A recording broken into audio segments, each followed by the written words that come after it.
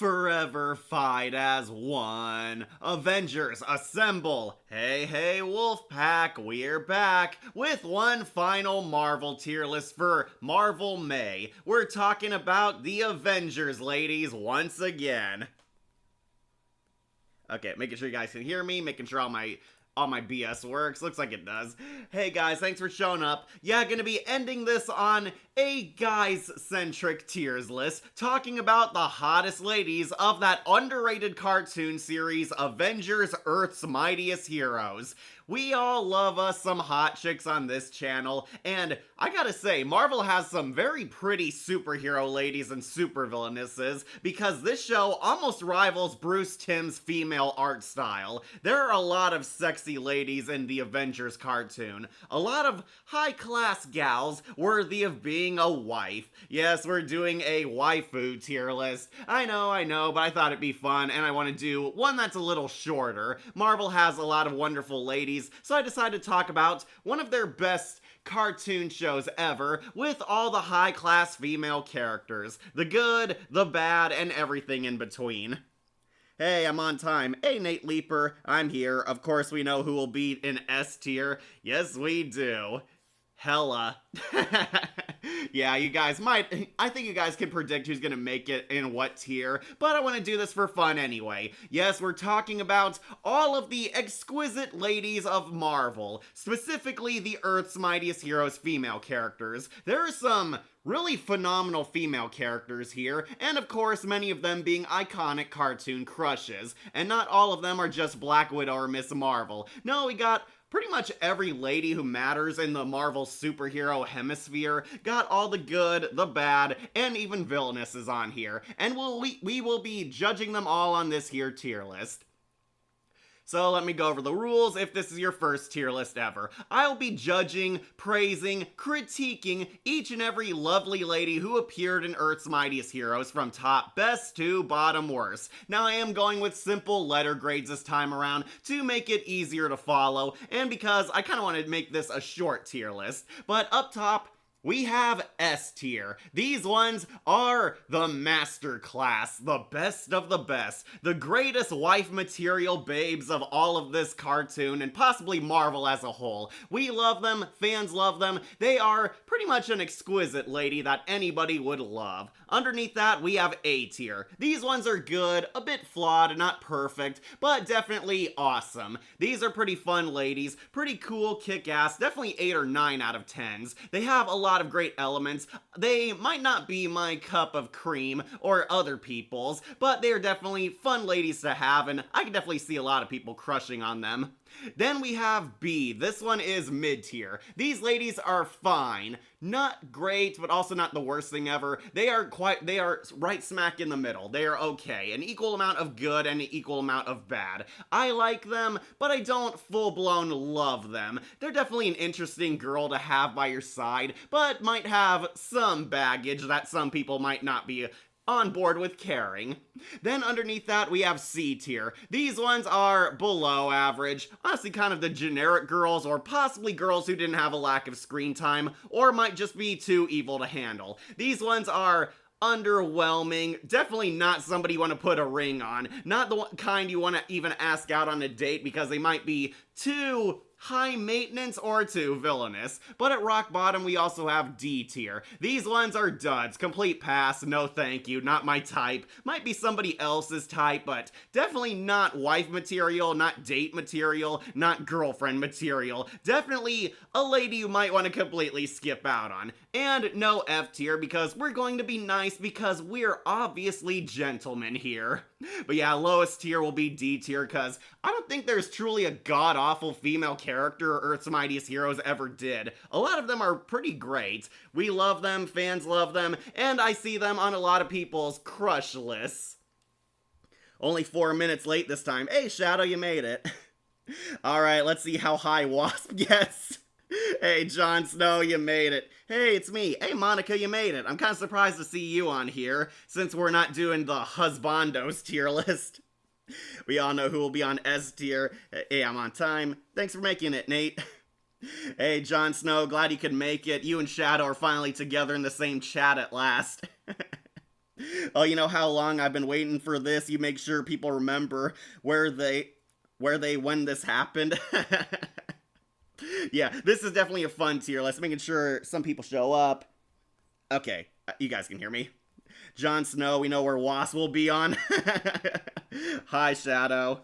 Jon Snow and Shadow, hey my friends, thank you both for showing up. Please try to keep it civil. We don't want you two turning things into civil war in the chat. But if that did happen, Shadow would be Captain America, and Jon, you would definitely be Iron Man because you're the cool rich guy. Yeah, I've got all of them here. Every Marvel female character who's appeared, at least all the big names who mattered. Some big, some small, both heroes, both villains alike, and we will be judging them. So, Avengers Earth's Mightiest Heroes is an underrated cartoon show. It is straight up adapting a lot of classic Marvel comics, of course Avengers titles. We see Kang, we see Amora, we see the Masters of Evil, we see Loki back when he was a badass scary villain, we even see the Secret Invasion. A lot of great stories, and of course, some lovely female characters. Women wanted to be these women, and men definitely wanted to ask them out. Men wanted to be with them. They're pretty cool. A lot of kick-ass ladies here, competent badasses, geniuses, great warriors, supernatural divine beings, all that sort. Every woman who appeared on the show. And we got a lot of things to say about them. Some good, maybe some bad, but definitely a lot of people's favorite characters and love interests are on here. Which one is the I Can Fix Her tier list? We won't. I'm Iron Man? Awesome. Yeah, you are Jon Snow, but Shadow's Captain America. He's got a badass shield and an idealistic worldview. Not like Tony Stark and his futurist BS. But okay, got a lot of lovely Marvel ladies on here, and I know some friends who love a lot of these women. I agree with some of their opinions, might disagree on a few, but yeah, Marvel women are pretty marvelous, and we're gonna be judging them all on this here tier list. So I guess we should start with the iconic female character. We'll get this out of the way. The main female character ever since the start of the series, Janet Van Dyne, aka the Wasp, and shocker, going on to S tier. Yeah, if you know me, I love Wasp. She is so amazing. She's cool, she's funny, she's bubbly, she's kick-ass, she's a girly girl with a bit of a tomboy streak, has really awesome powers too. She has her stingers, Wasp can shrink, she has some of her superhuman strength even when shrunken down, and Wasp can turn into Giant Woman. It just takes a lot of energy out of her. And yes, I would definitely marry her. Really love Wasp. She got an extreme makeover for this show, and she looks so adorable, so sexy, so kick-ass, and Colleen O'Shaughnessy's voice is definitely my definitive Wasp voice. She is very much fun. Wasp is the heart. She's the idealistic one. She likes getting into fights. She likes being a superhero. She has a sense of adventure, and what elevates her this high is not only is she the hottest girl on the show, not only is she a kick-ass Avenger, not only is she one of the most well-developed characters, but Wasp is also a very, very loyal girlfriend, to the point where she even tries to salvage her relationship with the worst character of the show, Hank Pym. Yeah, I do not like Ant-Man, and no, it's not just because he's dating Wasp. It's because, honestly, Hank does not deserve her. Hank is a really terrible boyfriend. To his credit, he wants to be a hero, he wants to help people, but he and Wasp have a falling out, and their romantic drama is kind of their main character arc for 2 seasons straight.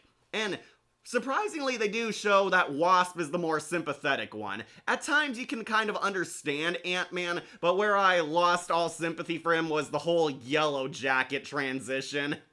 Yeah, when Hank became Yellow Jacket, I was completely done with them trying to get back together. But it's so sad because Wasp actually wants to stand by her boyfriend after everything they go through. Wasp actually wants love. Wasp wants a loyal boyfriend. Wasp wants somebody to tell her that she's loved. And Hank Pym apparently never told his girlfriend for a decade that he loves her. Yeah, that's more reason to hate Ant-Man. It always confuses me. Is it Ant-Man or Giant Man? He's both. He's both. He is technically Ant-Man because of his ant powers, but he turns into Giant Man when he uses the growth power. I mean, wolf whistle, panting. Just do Wasp already, you simp. Depending on who you are, or you either wanted the heroes or one of the villains even more. Yeah, the villainesses are pretty hot. Also, the thumbnail used for this video, which episode is that from? I believe it's, some assembly required. That's the Avengers moving in together at the Avengers mansion, and Wasp is kind of chilling in the living room when Iron Man's showing them around the Avengers mansion. Really great pick, am I right? Okay, so, yeah, I love Wasp. I mean, she's so adorable, and we all remember that scene where she's at the swimming pool in that really tight bikini. They do show Hawkeye also in a Speedo, so don't worry, ladies, you get your fair share of fan service too.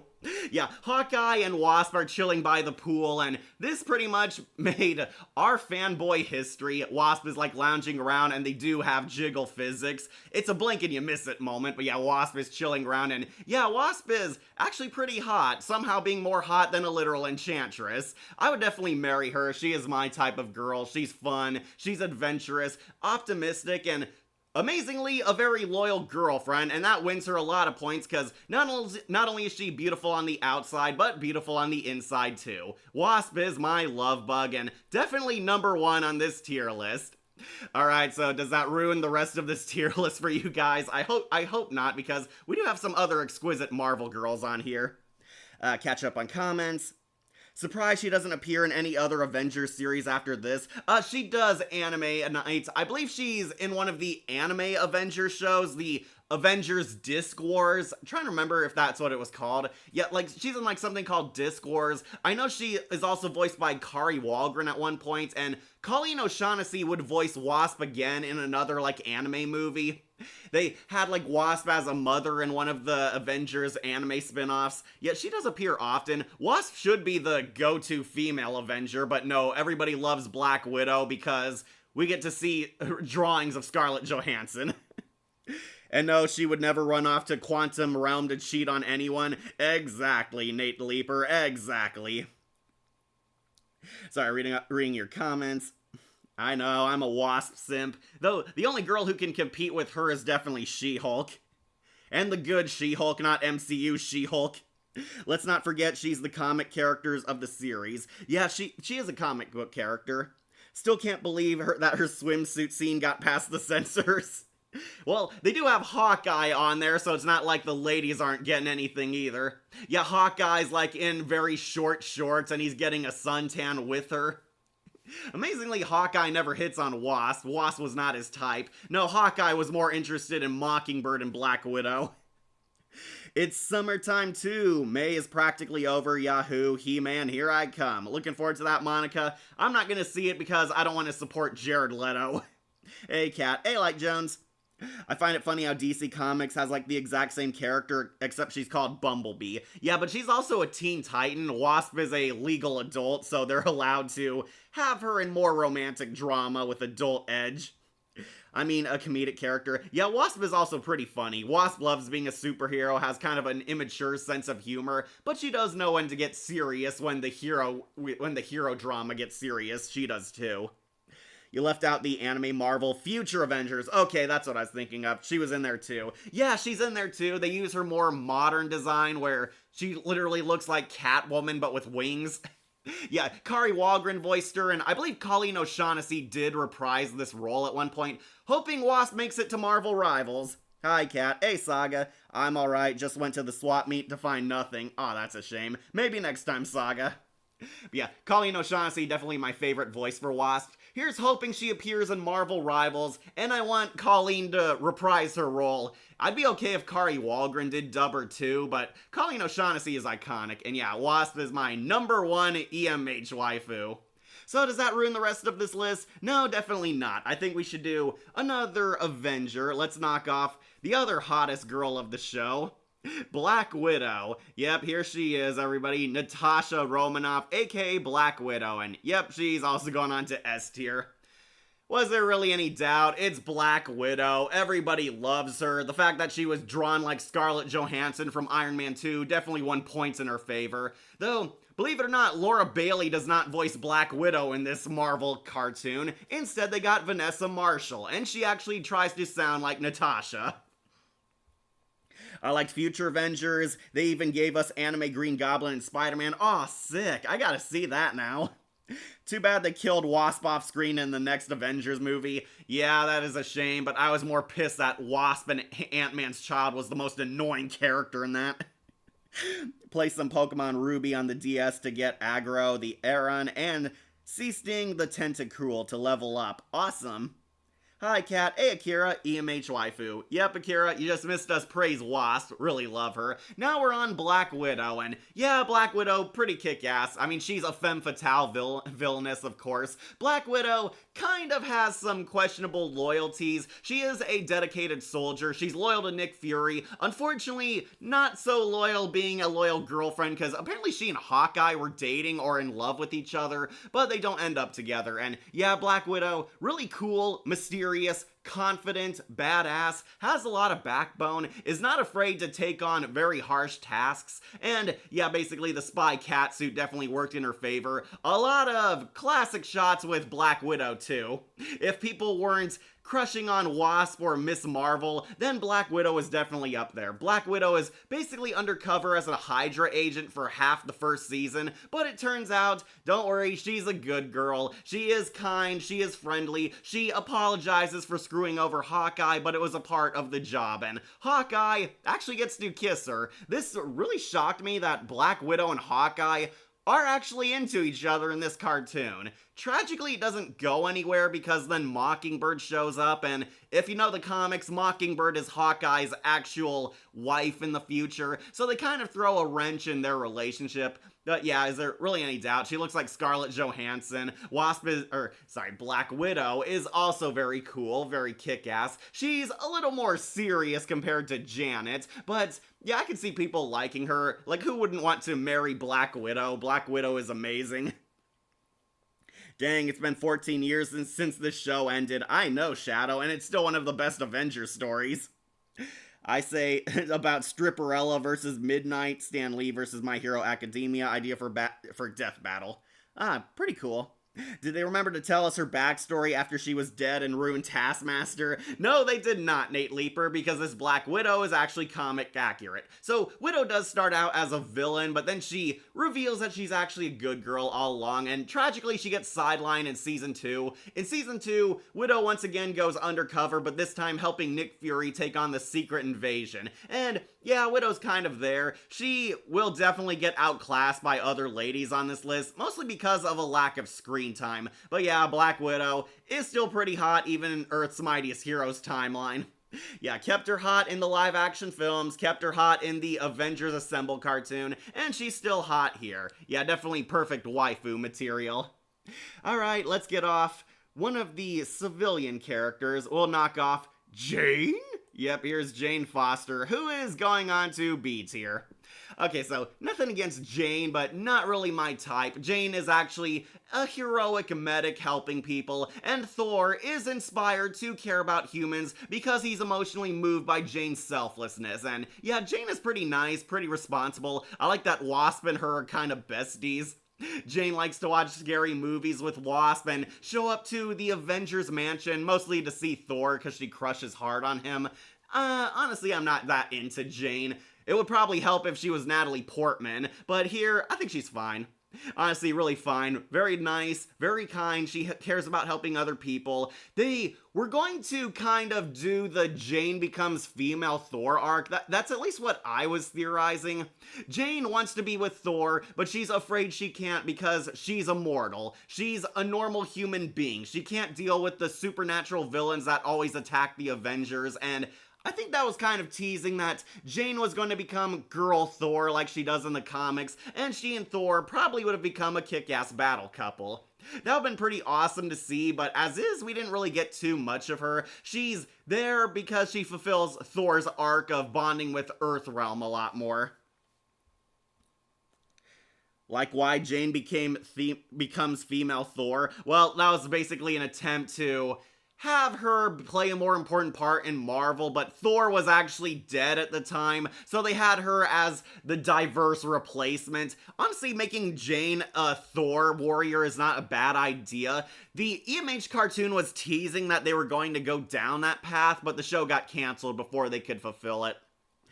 Did they remember to tell us? I read that one. Comic accuracy is a lost art. I agree, Jon Snow, I agree. As in the mutant, or she's a different character? Talking about Jane or Black Widow? No, Jane became a female Thor through magic. She gets like her own Mjolnir hammer and fights by Thor's side. I would prefer if she looked like Natalie Portman, but here they gave her comic accuracy, and I think she's fine. Speaking of which, also bump off Tony's secretary, Pepper Potts. She has a lot of loyalty in her. She is nice to Tony Stark, but not really my type. They kind of sidelined Pepper because this was low-key tied into the MCU during the early stages, and they were hinting that they weren't gonna use her a whole lot because they didn't want to ruin the continuity of the Iron Man trilogy. Pepper's there, she looks like Gwyneth Paltrow, she has a lot of loyalty to Tony Stark. Honestly, I can see why Tony does care about her, but didn't do too much for me, mostly a lack of screen time. Pepper is basically the girl who gets stuff done and is patient enough to put up with Tony Stark's antics. That definitely wins her some points, but not very high up on my personal tier list. I keep thinking of Jean from X-Men Evolution, yet she's not on here. I don't think the X-Men appear, except for Wolverine. Amora, my love. Oh, hey, Bodhi, you made it. Was waiting for you. Like, okay, since female Thor should happen in the MCU, female Thor, yeah, it could have been better. They tried to do the female Thor thing in Thor Love and Thunder, and that movie was a gigantic pile of crap. It was awful. Hey, Bodhi, glad you can make it. Did Avengers Assemble, is it the sequel to EMH? No, it is not. It is not at all connected to Earth's Mightiest Heroes. It's its own continuity. I like Pepper Potts, like she did have an Iron Man suit. She did in Iron Man 3 and Avengers Endgame. Here she doesn't get to. It's kind of teased that there was going to be a love triangle between Tony Stark, Pepper, and Maria Hill. Hilariously, Tony has been shipped with both Pepper and Maria, and I thought that would have been interesting to see. Since I did finish that cartoon. Okay, great. X-Men Evolution is a pretty kick-ass cartoon.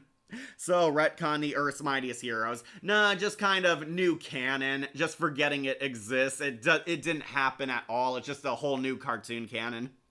Alright, since Bodhi's here, we'll finally get off our first villainess, Amora the Enchantress. Yep, here she is, Bodhi, your blonde evil witch. Okay, might upset some people, but Amora is going on to A tier. I know, I can hear Bodhi typing away his hate comments at me. What? Amora is perfect. Amora is beautiful. Amora is kind deep down. She's misunderstood. I can save her. Amora is evil, man. That's the only reason why she's not high up. Amora is evil. She sees mortals as playthings. We're nothing but toys for her to play with until she breaks. She cares not for Midworld. She only has her heart and eyes set on Thor. And Amora is also a total yandere, which also costs her points. Okay, so yes, Amora is pretty hot, very beautiful. Kari Wahlgren has a very sensual voice as her. I love Kari Wahlgren's Amora. She's my definitive voice for her, but despite her looks, she is an enchantress. She's a seductress. She seduces weak-willed men, uses them, then discards them when they're no longer useful to her, or completely kills them herself. Amora has her heart set on Thor, because Thor is the Giga Chad alpha male. Thor is a badass, he's kind-hearted, he's noble, he's the best warrior of the entire Asgardian world. Amora definitely wants to tap that. However, Amora is evil, man. And she also has her bodyguard, Scourge. Don't want to deal with the bouncer. Scourge is the executioner, and he's basically Amora's pet simp, willing to do anything for her, even helping her get with another guy. I love yanderes. I know you do, Shadow. Okay, so yes, the yandere trope is absolutely fun, like seeing psycho girls being psycho villains. That leads to a ton of insane antics. Amora is a grade A yandere. Unfortunately, that's also why I'm kind of scared of her. Amora is scary. She has killed people, and Amora does not have high standards either. Besides Thor, the only other guy she got with was Baron Zemo, a literal Nazi, and it turns out both of them were using each other. She beat the mightiest of kings. That she did. Took the MCU forever to give Pepper the rescue armor. It's stupid. I agree, Bodhi. I agree. Akka is her last name. What did you think about Jane in Love and Thunder as female Thor? Okay. I did not like the fake CGI they used for Natalie Portman's muscles. It looked fake, and a lot of people fell for it, saying, oh look, Natalie Portman exercise lifted, and now looks stronger than Chris Hemsworth. It was fake. Her muscles and armor are fake. Natalie Portman did not lift a single weight to get in shape to look like a badass superhero. And it is insane that people actually fell for it. No, I saw Natalie Portman at award shows and ceremonies, and she looks skinny. She did not get in any shape at all. It looked awful, and the writing for her was also god-awful, alright? She was not a cool superhero. I found it hard to believe that she and Thor had this great romance when they broke up off-screen. It was a mess, and that was like the least of that movie's worries. Yeah, Gore the God Killer was the best part of the movie, but that's because it's Christian Bale. Yeah, it took the MCU forever to give Pepper her rescue armor. AKA her name is Lust. Yep, the Enchantress. It's kind of funny because Laura Bailey plays Lust, yet she's not in this show. Marvel and DC both have Enchantresses. Yes, they do, Shadow. And guess what? They also both have a Captain Marvel. There used to be a Captain Marvel that's Shazam in DC, and there's also Carol Danvers and Marvel are also their Captain Marvel. And there's also Slade Wilson and Wade Wilson.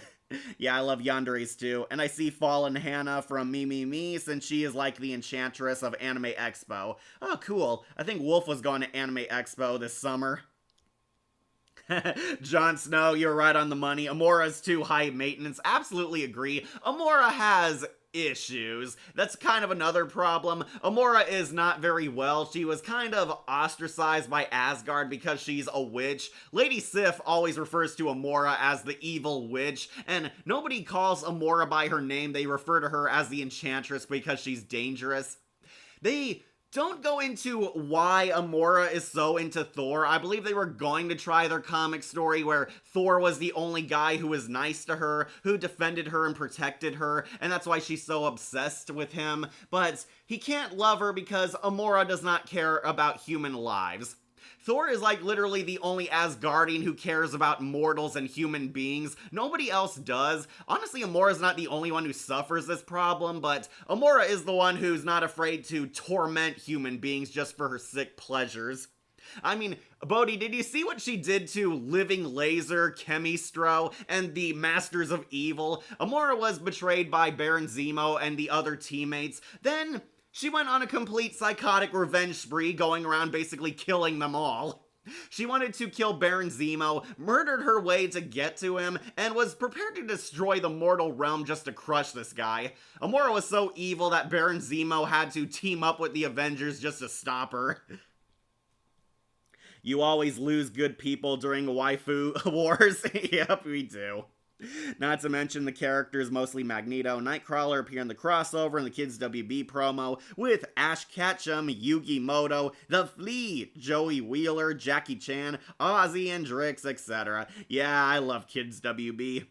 DC's Enchantress is vastly different from Marvel's. Yep, she is. Think Sadako wearing a magical armor, that's June Moon / DC Enchantress. So Amora is basically prototype Makima from Chainsaw Man. Kind of. She's also a powerful sorceress. That's a pretty amazing power. Though, you have to get past Scourge, you have to get past her murderous impulses, you have to get past her racism against human beings. Yep, Amora is definitely too high maintenance, and worst of all, by the end of the series, Amora ends up in the claws of Surtur. Surtur turns her into his sexy herald. She becomes Hell Enchantress, a more demonic version of Amora, with her more revealing outfit, but her more psychotic attitude. Amora becomes a brainwashed slave serving Surtur, leading into the story that would have been Thor Ragnarok. I really wanted to see this, but unfortunately the show got canceled. Okay, I'll forever try to fix Amora in my head. She has a heart somewhere under all that evil.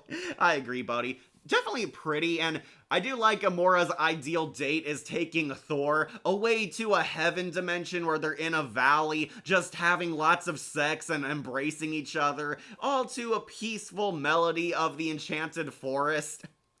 Definitely, she definitely has her romantic side. Unfortunately, she's willing to cross too many lines to get to that happily ever after.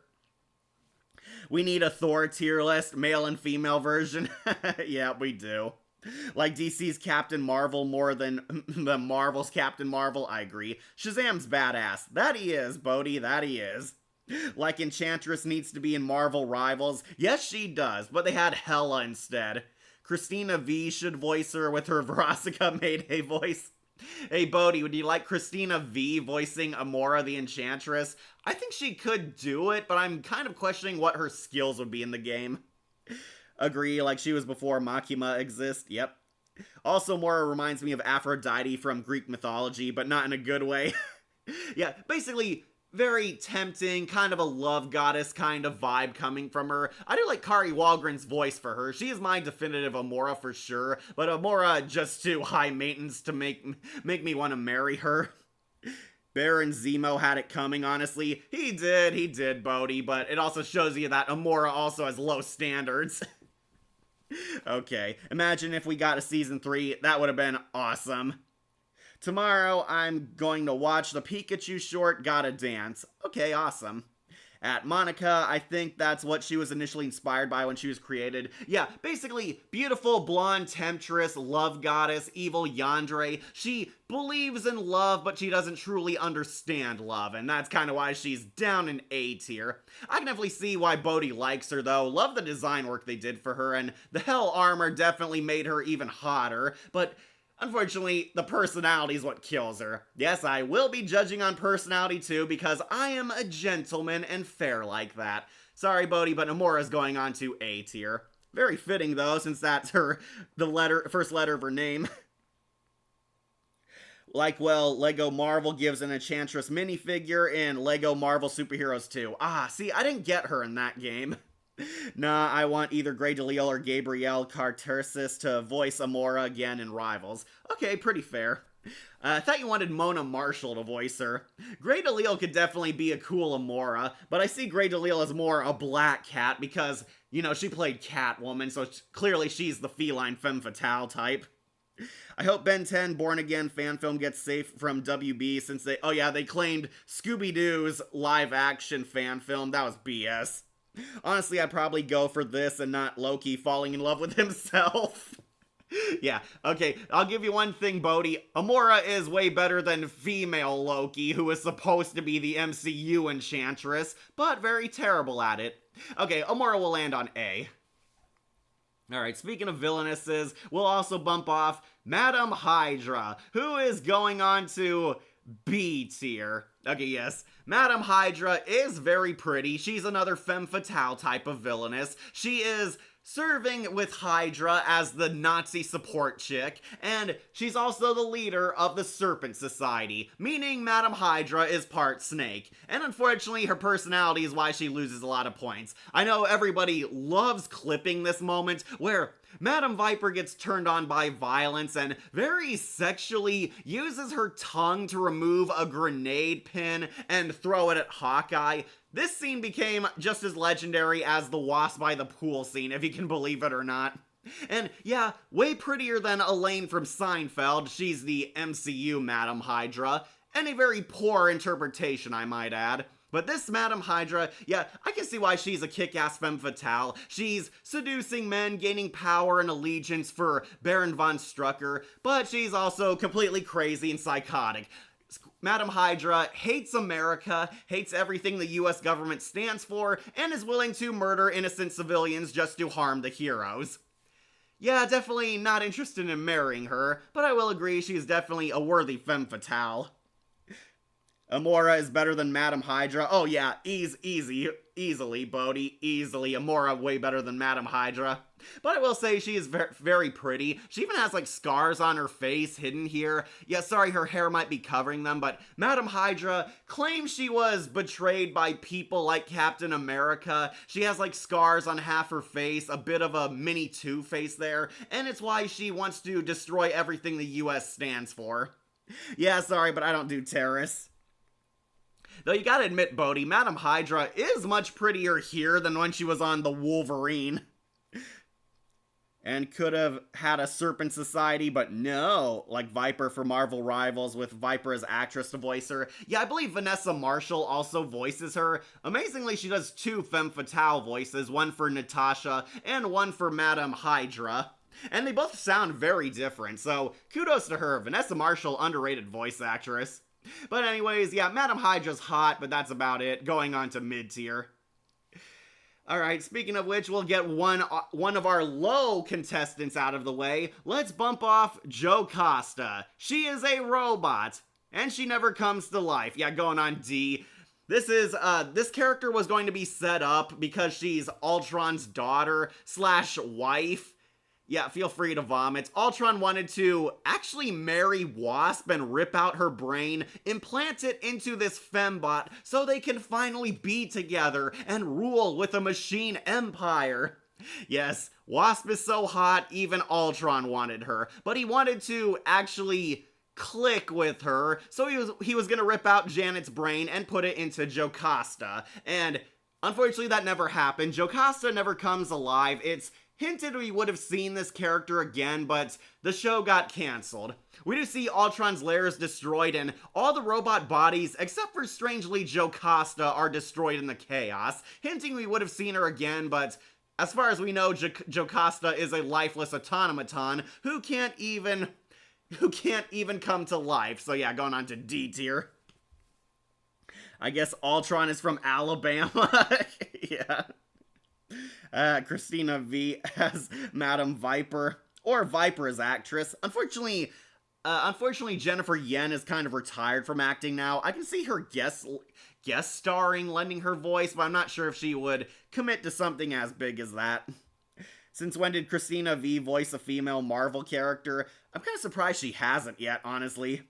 Like, feels more like Tales from the Dark Side vibes of Ultron rips Wasp's brain out to put in his waifu robots. I think it's supposed to be more like the Bride of Frankenstein scenario. Yeah, kind of. If you don't know, Jocasta is an actual character in the Marvel comics. She gets a fraction of Wasp's brain inside of her and comes to life, but Jocasta also turns against Ultron and joins the Avengers, learning what human love is, and it's hinting that we were gonna see her again if a Season 3 or even Season 4 happen.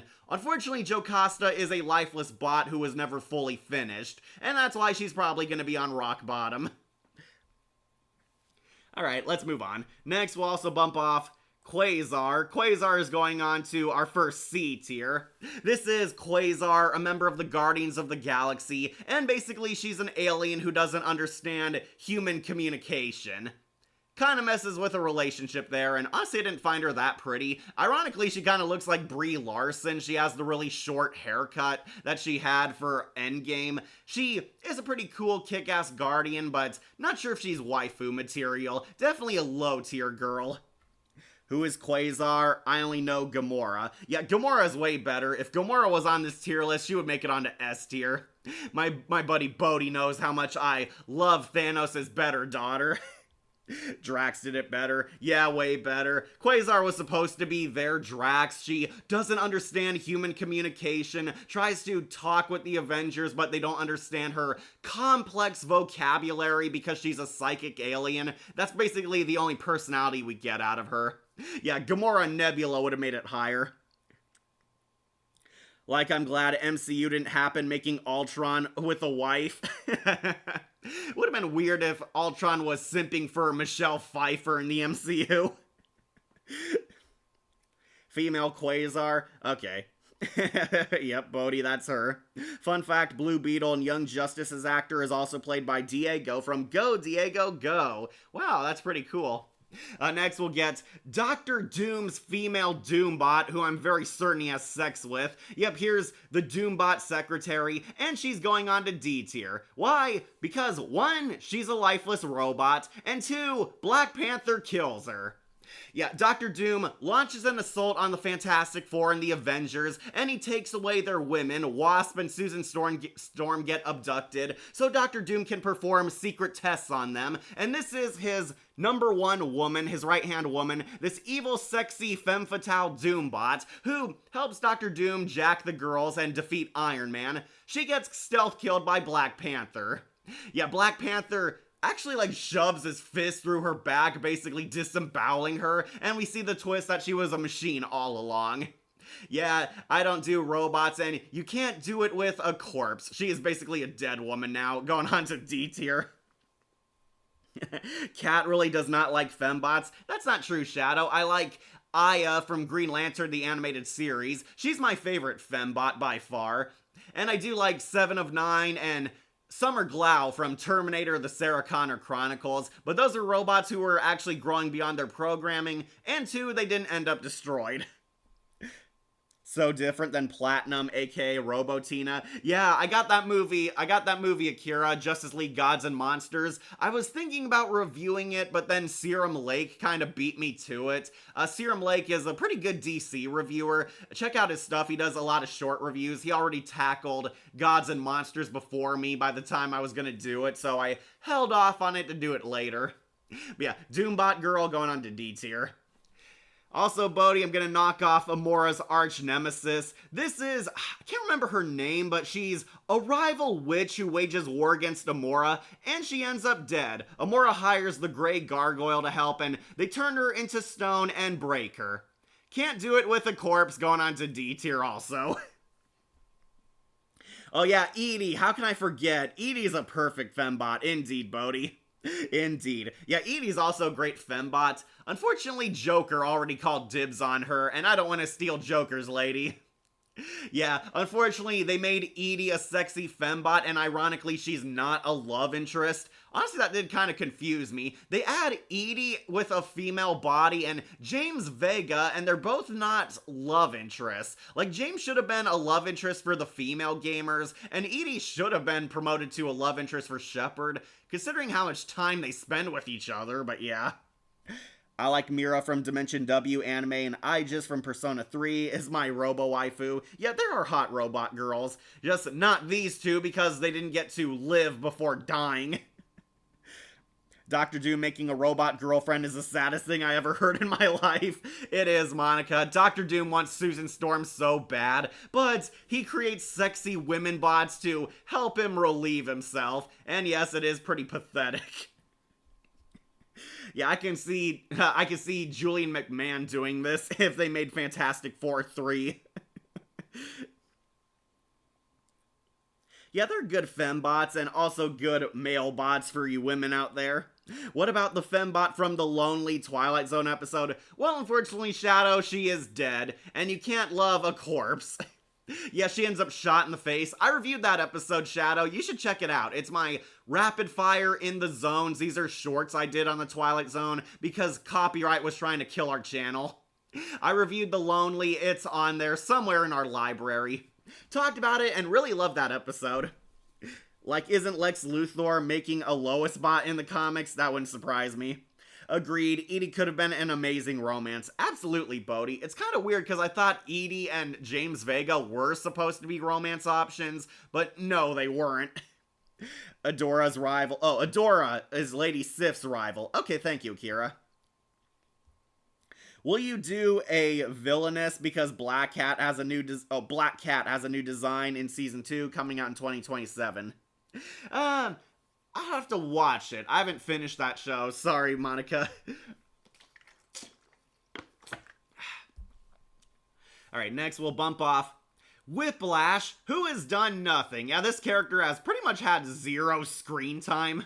This is Whiplash, who is not Ivan Stranko like in Iron Man 2. This is Girl Whiplash. I believe she's ordinarily a Hulk/She-Hulk villainess. She appears during the prison breakout and fights Iron Man briefly before getting recaptured. And we never saw her ever again. Yeah, severe lack of screen time, don't know enough about her, and honestly her design doesn't do too much for me. Wasp and Black Widow were way hotter, going on to D tier. Sorry, but lack of spotlight. Alright, Bodhi, I'll get one of your favorites off the tier list too. Let's talk about Mockingbird. Yep, here's Bobby Brown and Mockingbird going on to S tier. Yep, got another good one, guys. Got Mockingbird, the replacement for Hawkeye for S.H.I.E.L.D. After Hawkeye quit S.H.I.E.L.D. and joined the Avengers, they needed somebody to take his place. And Bobby, who is actually a badass Marine girl, takes the spot. Bobby is actually this kick-ass soldier who escorts Hawkeye and Black Widow through dangerous missions. Apparently at some point, Bobby proved herself to be a really kick-ass badass street fighter, kind of being the Black Canary of the Marvel Universe, and she became Mockingbird. This badass bird-themed supervillainous no, not super villainous, super heroine. She kicks ass, she has a bow staff, and she can take on many Hydra agents and goons alike. And Hawkeye has a will they won't they romance with her.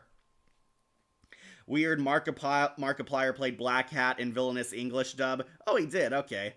Mockingbird versus Black Canary needs to happen in death battle, absolutely.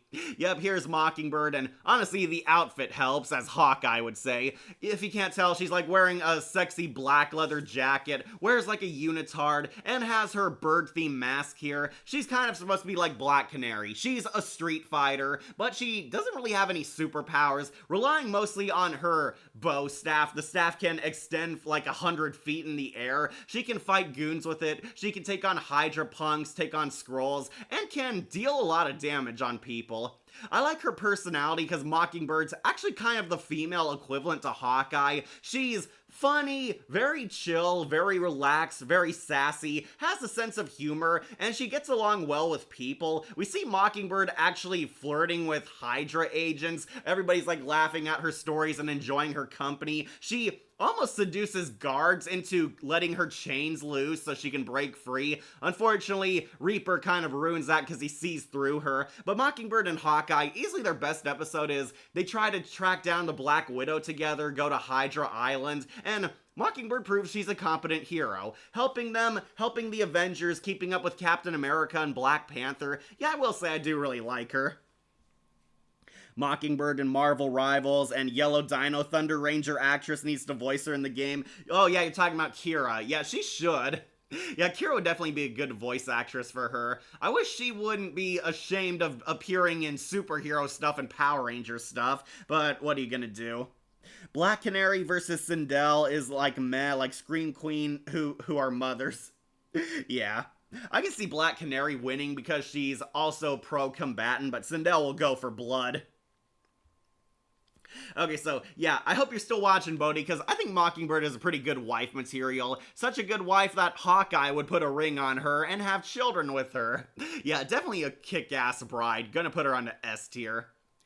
Next, we'll bump off another civilian, Betty Brant. Yep, here she is, Betty Brant, voiced by Grey DeLisle again, if you can believe it or not. I like Betty fine, but I'm gonna put her onto B tier.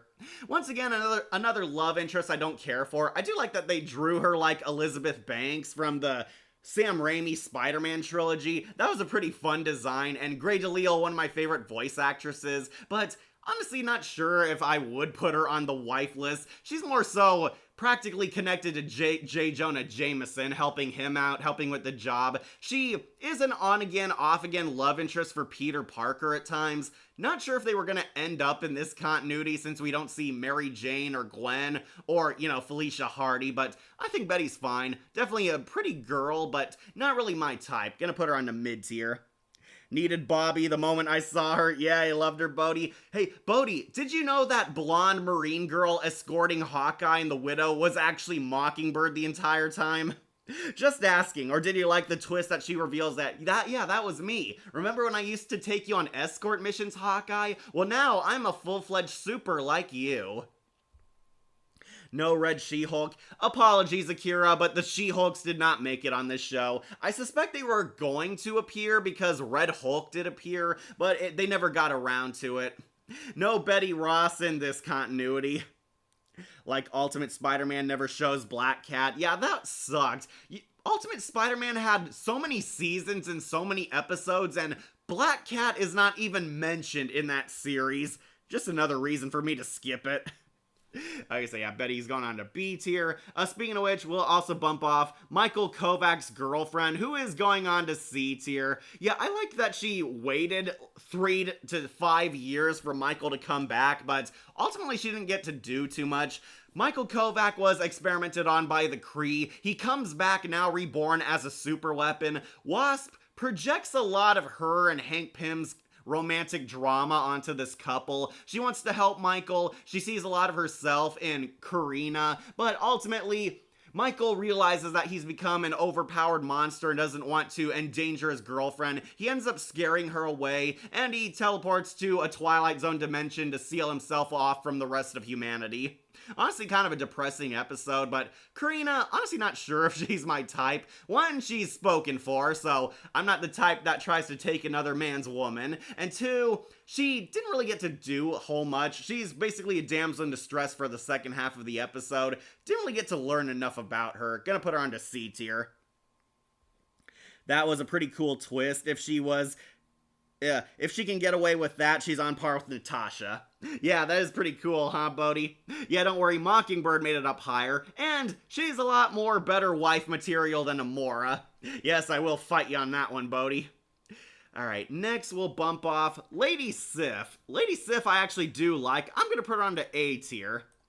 Yes, Bodhi, I will still fight you. Lady Sif, much better woman than Amora. This is Lady Sif, a part of the Defenders of Asgard. She is the warrior woman of the kingdom, also has a huge crush on Thor. Lady Sif at first doesn't get too much character. We find out more about her when the Avengers arrive at Asgard. She is actually spearheading the rebellion, trying to take the kingdom back from Loki. Loki has removed Odin from power and taken over, causing so much mayhem, destroying all the realms across the universe, and it's up to the Avengers and Asgardians' greatest warriors to save our mere existence.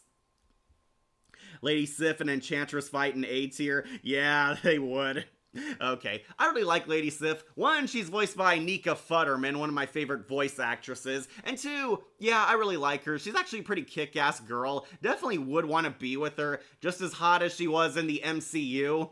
Yeah, Bodhi, I will fight you. Lady Sif is a much better woman than Amora. She's actually noble and heroic, and Lady Sif undergoes an arc of softening up a bit, realizing that mortals do need help. She at first is against helping mortals, thinking Thor is a child running away to play make-believe with basically these lesser life forms, until Lady Sif actually helps him save the day. They save Beta Ray Bill and his people, and Lady Sif realizes that they should be using their godlike abilities to help people, that she feels better because she achieved good in the universe, and it's hinting that Lady Sif was going to become more of an Avengers ally, exploring the world outside of Asgard, and basically lightening up. Yeah, I do like her. I would definitely ask her out. Gonna put her onto A tier.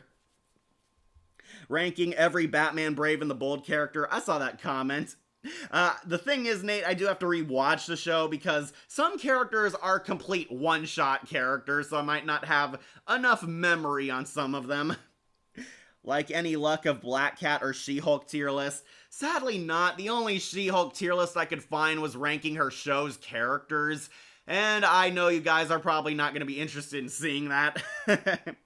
Beta Ray Bill, like, never heard of him.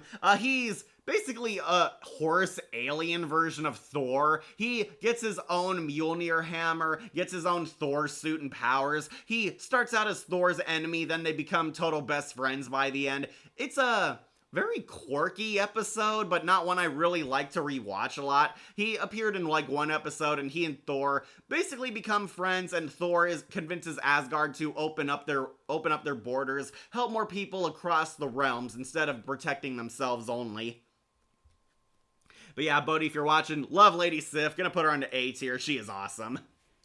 You know who's not awesome, though? Hela. Yep, here she is, Hela. Not drawn like Kate Blanchett, so Hela going on to C tier.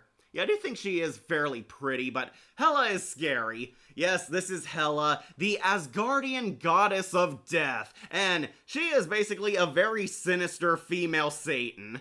Yeah, it kind of costs her a lot of points. So, Hela actually is fairly pretty, but she is also a dangerous seductress. She's a femme fatale. She lures souls to their demise. Hela is basically the queen of hell. She's in the underworld sitting on her skull throne, scaring people until she meets Captain America.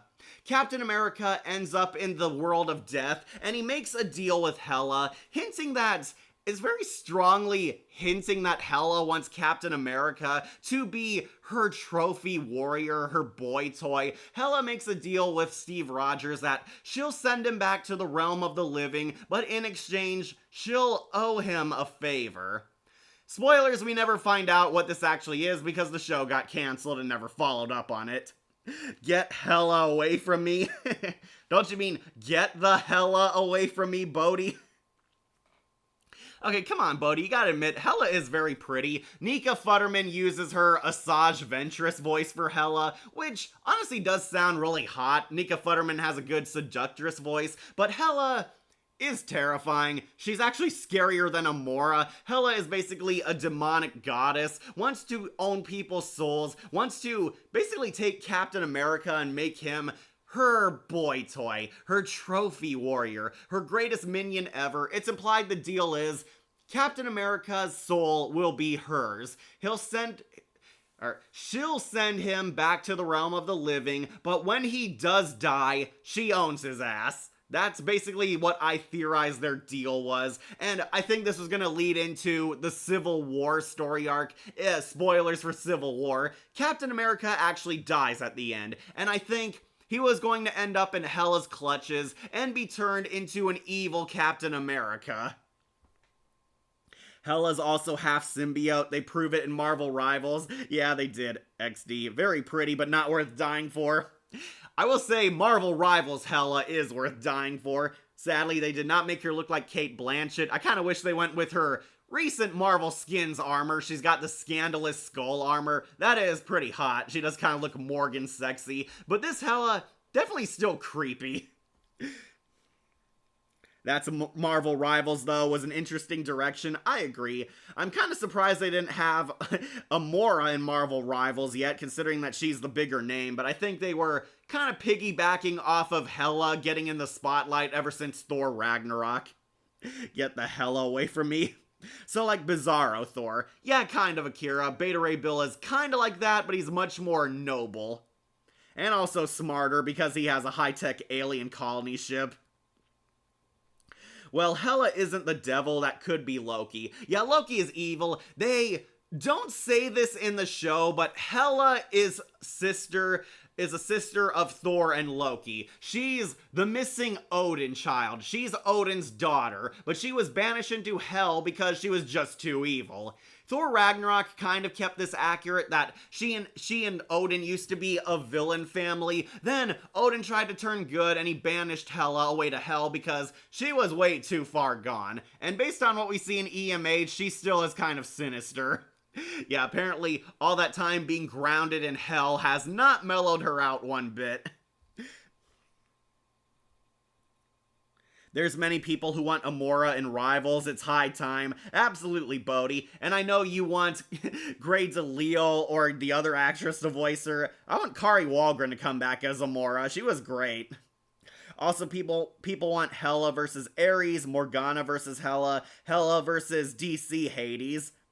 Yeah, those would be pretty cool death battles. I think Hela's a pretty awesome character, but wife material? Kind of a question mark. I give points because Nika Futterman uses her Asajj Ventress voice, and the design isn't half bad, but she is a pretty scary girl, and much more sinister than the literal witch. Going on to C tier.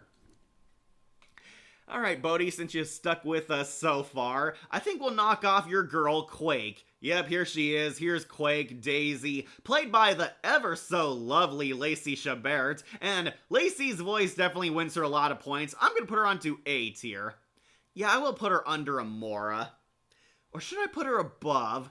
I think Lady Sif is hotter. Okay, I'll put her under Amora, because Amora got more screen time. Yep, here's your girl, Bodhi. Here's Daisy. Quake. Quake is another badass S.H.I.E.L.D. agent. This time she's more of a fighter than Mockingbird and Black Widow. Mockingbird and Black Widow are badass, but they're also femme fatales. Quake is much more of a bruiser. She goes undercover, but not in her seductive way. Quake is a badass S.H.I.E.L.D. agent with the power to move the Earth, kind of like Avalanche. I'm not sure if it's a part of her suit or she has actual superpowers, but I do like this character. Quake is totally loyal to Nick Fury and is a major asset during the Secret Invasion. Quake may appear like a nice petite human girl, but really she's a super competent badass. Quake beats the hell out of this Minotaur guy, like mind controls him, is able to go toe to toe with Iron Man, has this really cool protective suit, she can move the Earth. Love Lacey Chabert's voice, too. If you don't know, Lacey Chabert voices Zatanna, one of my personal favorite DC characters, and kind of uses that exact same voice for her. Quake is very friendly, sassy, also very smart. She calls Nick Fury out on trusting Tony Stark with the Secret Invasion intel. Nick Fury has faith in Tony Stark. Quake doesn't see the bigger picture, but she's kind of right to question this. But unfortunately, Quake gets taken out by the Skrull Queen. Don't worry, she's not dead. She's still alive, Bodhi. But we don't see her again until the finale, where Quake is so badass that she can take out one of Galactus's death machines. The Heralds of Galactus are implanting the giant drill machines on the Earth, and Quake single-handedly helps the Avengers take one down using her awesome Earth powers. Yeah, I do like her. I'd definitely ask her out. She seems like a nice girl to have a Starbucks date with. I'll put her onto A tier. Daisy Johnson was earth-shattering in this show. Yes, she is, Bodhi. Okay, she does have actual powers. Thank you. Shut up, old Meg. You remember that, Nate Leeper? Yeah, Lacey Chabert was almost Meg Griffin. She was Meg for at least 2 seasons. Well, a season and a half, but honestly, it's kind of funny that Lacey Chabert was almost Meg. Shut up, old Meg. Or Precht/Hades versus Hela. Ah, Fairy Tail. Yeah, I think Hela will definitely win. We see Hades got killed by Zeref, who's also a death god. Yeah, Hela, easy win. Daisy Johnson was earth-shattering in this show. That she was, Bodhi. Very pretty. Basically, we got to see Nick Fury's angels. We see Daisy, we see Natasha, and we see Mockingbird together. Nick Fury has his army of hot chicks basically helping him derail the Skrull invasion. Okay, she does have actual powers. Okay.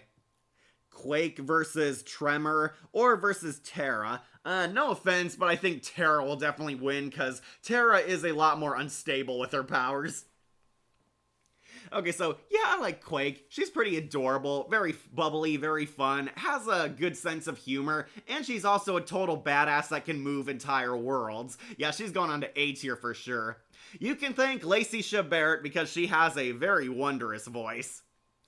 Alright, let's get our last bit character out of the way. Trying to remember this girl. I think she's called Vapora or Toxica or something. Yeah, I'm gonna put her onto C tier. I'll put her under Hela, honestly.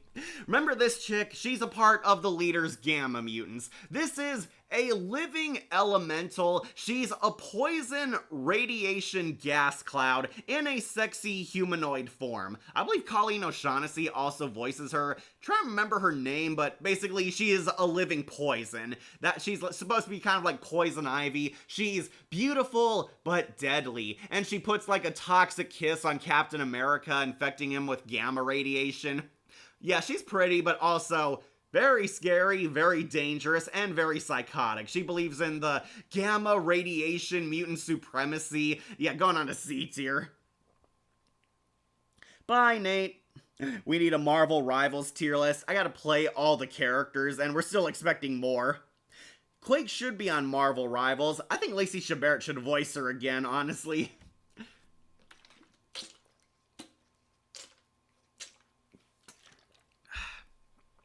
Alright, sorry, just refreshing. Alright, next we'll also bump off Agent Brandt, who is going on to B tier. Not too keen on this girl. I do find her pretty funny at times, but Agent Brandt is the The director of Sword. Sword is the Earth's defense force, and I do like that they're introducing this task force into the into the EMH timeline. Agent Brandt is actually Miss Marvel's boss, but not really my type. 1, she has green hair. 2, she implies she's not even human. She tells Senator Gyrach that she's not even a human being. And 3, she tries to solve her computer problems by shooting it.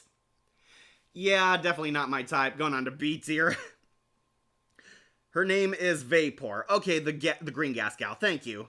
Oh, that's Vapor, one of the Hulk's villains. I didn't know one of the UFOs was in this show. Oh, Bodhi, you didn't know? This is a part of the Gamma World arc. All of the UFOs appear in the Gamma World 2-parter. The leader breaks out all of the Hulk's villains. We see Vector, Vapor, Absorbing Man, Abomination. Basically, all of the Hulk's villains are busted out and they're helping the leader mutate the entire Earth into Gamma mutants. It is a total love letter to the Incredible Hulk animated series show, and I absolutely love it. Vapor appears as basically the sexy female minion, and unfortunately she's kind of a one-and-done character, which is why she loses a lot of points. Also, she's poisonous. Yeah, the UFOs do appear in this show. Thank you. Her name's Vapor. Alright. Like you say, that is Vapor in Earth's Mightiest tier list. Yeah, honestly a pretty cool kick-ass villain idea. Unfortunately, most of the UFOs get taken out, and only the Abomination and Leader actually kind of matter in the grand scheme of the story arc. Yeah, I'm gonna put Agent Brandt on B tier, Vapor onto C tier. We'll give credit, though, that she had a really sexy kiss with Captain America. Yeah, the UFOs should appear in Marvel Rivals, and Darnell's pretty average as Vapor, if I'm honest. Yeah, okay, Bodhi, they can't all be She-Hulk or Betty Ross sexy. Yeah, I'll put her on a C tier. Alright, next, bumping off our last weak girl, the Skrull Queen, Queen Varanki, who, honestly, is a pretty sexy, evil alien queen, but she's also a total psycho who wants to eliminate the human race. Yeah, I'm gonna put her onto B tier. Yep, here she is, the mastermind villainess of the Secret Invasion. The Skrull Queen, Queen Varanki, voiced by Buttercup, E.G. Daily voices her. Honestly, pretty funny. Queen Varanki has been impersonating Mockingbird since the Secret Invasion started, and gets to drop completely on S.H.I.E.L.D. and even the Avengers. Iron Man and Nick Fury get captured and held prisoner by her. We see that she's actually this sexy, evil alien queen right out of a B-movie. We'll say I do like the design. Unfortunately, she is also a complete psycho who wants to conquer and enslave the human race. Kind of a turn-off in my mind. As much as you humans annoy us cats, I do not want to make you slaves. I want you to be our willing servants. But yeah, the queen, almost hot, but also completely pure evil. Though I will say she is a much sexier Skrull than the one Nick Fury made out with. Venom is poison too, and we can hook up with him. Well, you know, Monica, Venom can also take the symbiote off his face before he kisses you.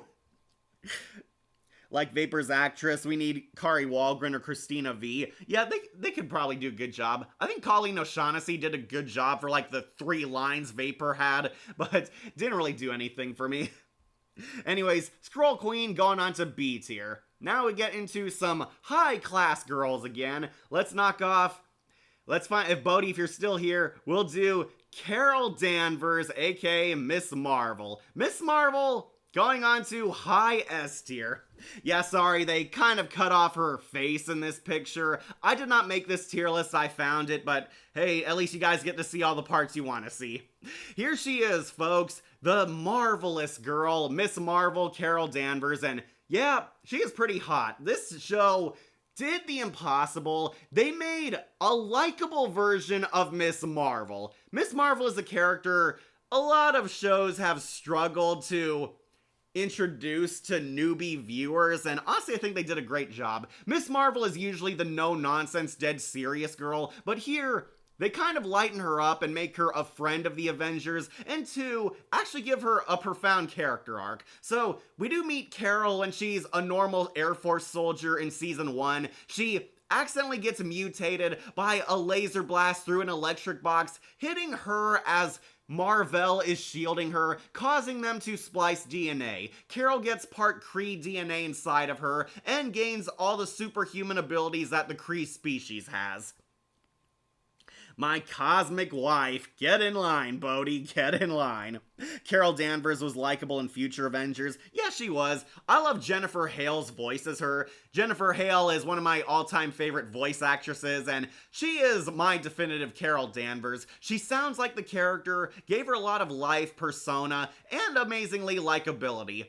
I know some people don't like her outfit because it's kind of a hybrid of her Warbird outfit alongside her original colors. Miss Marvel used to wear black and red, and here they use the old design. I believe we would have seen her black outfit if there was another season that Carol was going to evolve her outfit. We do see she still has the scarf. Carol wears like a sexy scarf around her. Yeah, I really like her. She has like the body of Power Girl and has a really spunky personality. Carol is actually a lot more friendly. Carol is a jerk with a heart of gold. She can be hard, she can be dead serious, she can even call out her friends, but she does care. She has noble intentions, she has a soul, she cares about helping humanity, and she uses her powers to help save the Earth. Miss Marvel is employed by SWORD to help protect us from space-level threats.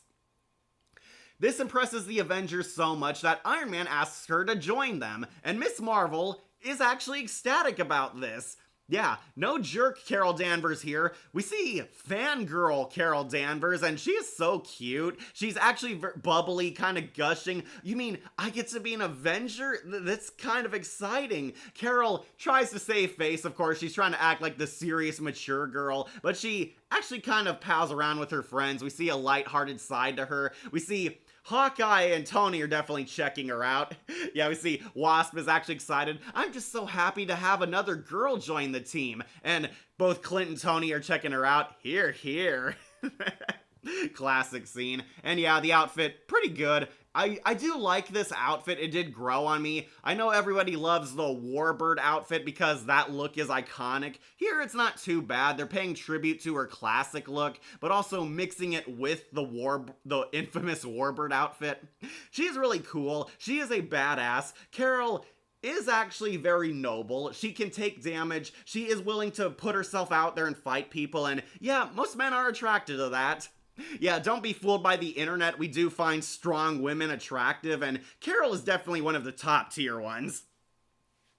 April Stewart from Ultimate Alliance will always be my Carol voice. Okay, Bodhi, I'll give you that one. Yeah, April Stewart's also a pretty great voice actress, but Jennifer Hale definitely, there's something sexy about her.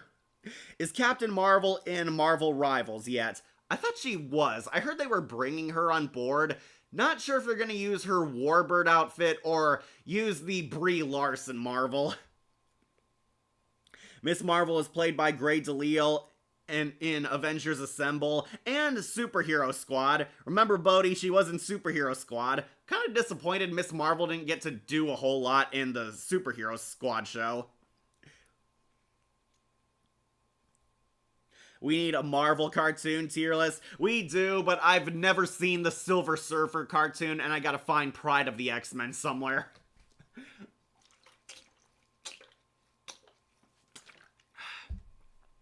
Okay, so, yeah, Carol Danvers, high wife material, especially this incarnation. I think EMH gave us the best Carol Danvers interpretation we've ever seen. She is fun, she is cool, she is so likable, she is so humble, and she cares about protecting others, using her god-level powers to basically fight at the front lines, and that is all kinds of hot. Definitely S tier. She is Marvel's equivalent to Power Girl. This show did not disappoint. She is an S tier waifu. Yeah, there is a Silver Surfer cartoon, Monica. I was surprised too. Apparently it was a short-lived cartoon. I'm trying to find it and watch it, but there is a Silver Surfer, the animated series. Go check it out. It's a part of the 90s Marvel animated universe, you know, alongside Spider-Man, the Hulk, the Iron Man show. Yeah, basically it's part of that. Like why Superhero Squad Miss Marvel voice sounds like Daphne Blake or Frankie. Yeah, Grey DeLisle was using her child-friendly voice for that, Miss Marvel. And she sounded too much like Daphne Blake in Superhero Squad. I agree. I thought that voice sounded familiar. Then I realized, oh, that's Grey's exact voice for Daphne. Hated Carol in Superhero Squad. All she did was have temper tantrums. Yeah, I know Carol can be a hard ass, but she's not usually this cynical or a downer. Carol is usually no nonsense, very dead serious, but she does have a heart, she does have a soul, and we do see she can pal around with her friends. Kind of prefer Wasp a bit more because Wasp is more of a social butterfly. Yeah, I know, Bodhi, Carol is definitely #1 on your tier list, but Miss Marvel going on 2nd place. She is like the 2nd hottest character in the show to me, going on S tier for sure. Yeah, sorry, I do need to watch the Silver Surfer cartoon. It is a real cartoon, go check it out. I heard it was canceled because it was too dark, but that kind of excites me more about seeing it. Alright, final 2 girls, we're almost at the end, folks. Let's bump off Susan Storm, the Invisible Woman. Oh, how I wish I could put her onto S tier, but unfortunately she's going on high A tier. Yep, here she is, the Invisible Woman, Susan Storm, Mr. Fantastic's lovely love interest. I believe they are dating at this point in time because Tony brings up that, oh, Sue's too good for you, Reed. Yep, here she is, folks, the Invisible Woman. It's implied this is supposed to be the world's greatest heroes Fantastic Four variant. They share a universe with Earth's mightiest heroes. Unfortunately, some copyright BS prevented that from happening, so they imply that the show is happening at the same time as EMH is. But yeah, Susan Storm is awesome. Really love her. They kind of drew her differently. They did not make her look like Jessica Alba, which is weird because all the other Fantastic Four look like their Tim Story counterparts. I like Sue. She is cool. She's a sexy MILF. She is friends with the Avengers. We see Wasp and Susan Storm are BFFs. They hang out at the Baxter Building. Susan Storm, unfortunately, was replaced by a Skrull, which is why she loses points, because the Invisible Woman wasn't actually there until halfway through Season 2. Susan Storm was replaced by one of the Skrull agents, who Dr. Doom was studying. Dr. Doom abducts the Invisible Woman and Wasp under the guise of him just abducting the women again, but it turns out he was running experiments where we find out one of them is a Skrull, and it turns out it's Sue. Then the real Sue shows up on the Skrull prison. Captain America launches a rescue mission, a whole big-ass prison break happens, and Susan Storm snaps out of it. She was put into like an energy bubble prison like Liara. She's busted out and helps them defeat the secret invasion, saving Captain America and Madam Hydra's lives. Yeah, Sue, pretty hot, wears her cool spandex, very nice girl. She's the team mom of the Fantastic Four. Unfortunately, a lack of screen time did cost her points, but not a bad design. I'll put her onto A tier. I fully agree with you, Tony. Sue is too good for Reed. The live-action Fantastic Four movies did Susan Storm dirty. I agree. Do you agree with that for the new one, the Fantastic Four First Steps? I haven't seen that movie. My friends say it was good, but some say it was also mediocre. Haven't actually watched the Pedro Pascal Fantastic Four yet. Honestly, I like Jessica Alba's Sue. She was hot, but not well written like the character was. That is Starfire versus Captain Marvel.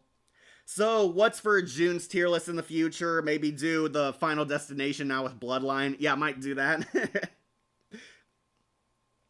And she's a lot more mature and appealing everywhere else. I agree, Bodhi. I agree. Miss Marvel is a lot more mature in this show than she was when she's Grey DeLisle. And especially Captain Larson. Ugh, do not like MCU, Carol. Like, no wonder Captain Marvel loses to Android 18 and Shazam in Death Battle, so I hope she fights in Death Battle. Miss Marvel should be fighting Power Girl, but that's too hot for people to handle. Like, I wonder, Sue Storm have elastic powers from an alternate universe of Fantastic Four? Yeah, probably in a multiverse. Sue Storm tier list? Gotta find one, and I do have to rewatch World's Greatest Heroes one day. Yeah, may I suggest for a tier list video horror tropes? That would be pretty fun, Jon Snow. how old was she and Johnny apart? Yeah, it's kind of weird because Sue looks like she's at least like in her 40s here, and Johnny Storm looks like he's still 18.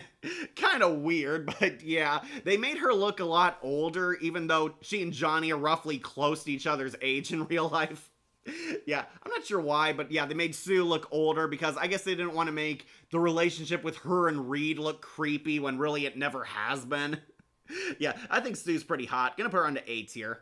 But ending this all on a high note, made it to our last girl, Maria Hill. Yes, Bodhi, I saved my other favorite lady for last, Maria.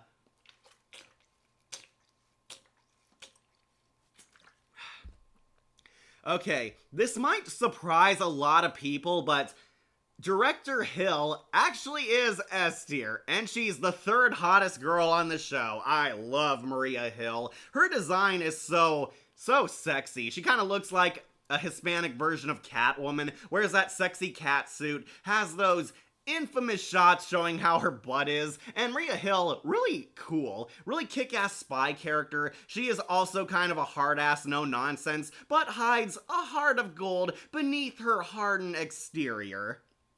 Of course, you had to end off with her. Thank you, buddy. Yep, I'm ending with her. I talked about your favorite girls, and a few of them did make it high up here. Like maybe a Mortal Kombat characters tier list with like Katana. I want to talk about Katana so badly.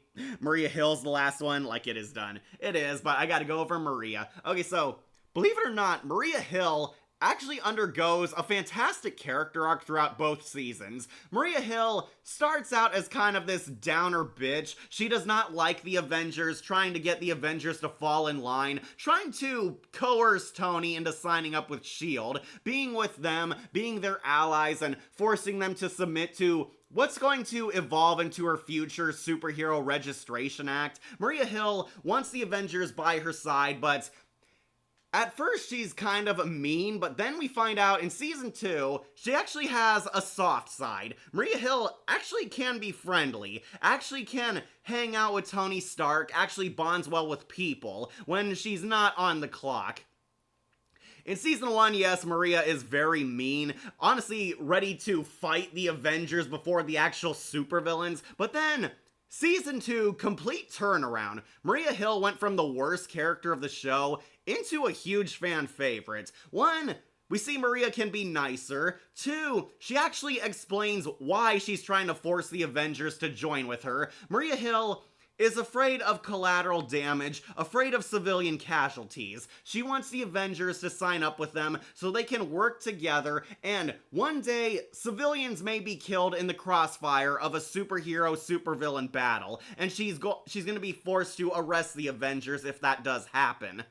Maria Hill wants them to join because she wants to avoid something like that. Maria Hill wants the Avengers to be partners and equals with her, but unfortunately the Avengers don't want that because S.H.I.E.L.D. is very restrictive, very controlling, and will probably restrain the Avengers more than use them to help in a lot of world-ending scenarios. My favorite episode is Maria Hill and Tony Stark are attacked at Stark Industries. AIM launches a terrorist attack trying to kill Iron Man and releases the Technovore, and Maria actually shows a nice side. Maria lightens up, actually flirts with Tony Stark. They are hinting that Maria and Tony have feelings for each other. They work together to defeat the Technovore, defeat AIM, and save Stark Industries. Rhodey becomes War Machine here, and we see Maria is willing to sacrifice her life to save Tony Stark. She claims she's just doing her job, but it's still back to business. This doesn't change anything. She still wants the Avengers to join her, and it's hinting at a Tony-Maria romance in the future. Great stream today, Kat. Thank you, Jon Snow. Like, yeah, so Marvel's Amanda Waller. Yeah, kinda. Sorry my sister didn't come here since the same reason why she doesn't do Waifu tier list. That's okay. Well, I guess I'll make my leave. Bye. Bye, Monica. Maria Hill's the last one. Yep, she is. They made Maria Hill a lot more lovable in this show after Ultimate Alliance 2, not to mention the Civil War comic. Though I'd hate the character for the rest of my life after being introduced to her in that game, but wow.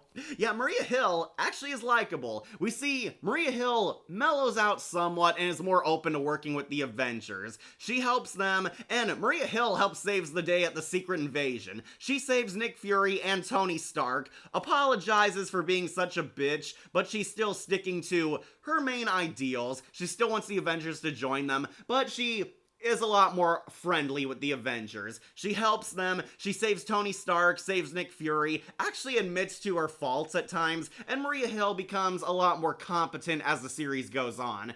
It's hinted that we were going to get the Civil War story arc, and I think she and Tony were definitely going to get a relationship upgrade. We were gonna see Tony and Maria Hill start falling in love with each other, and Tony would have sided with the Superhero Registration Act like he does in the comics, and Maria Hill and him probably would have had their kiss finally.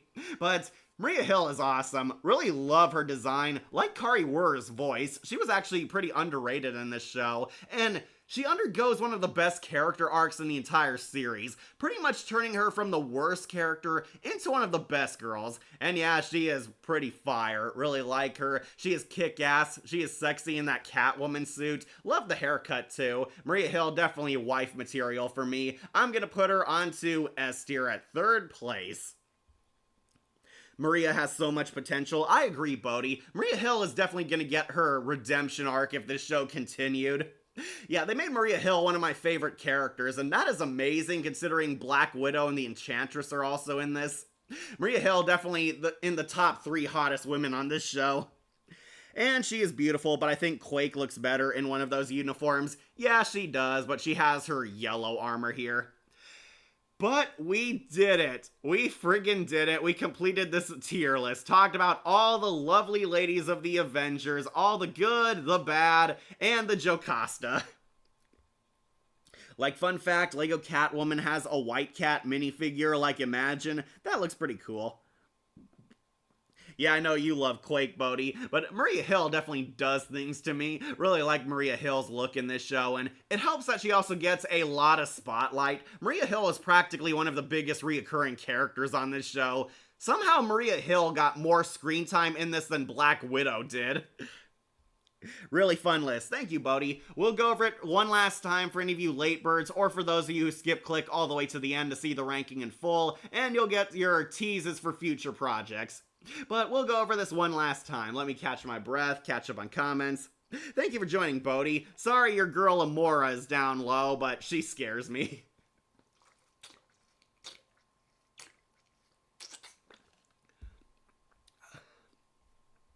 Bye, Kira.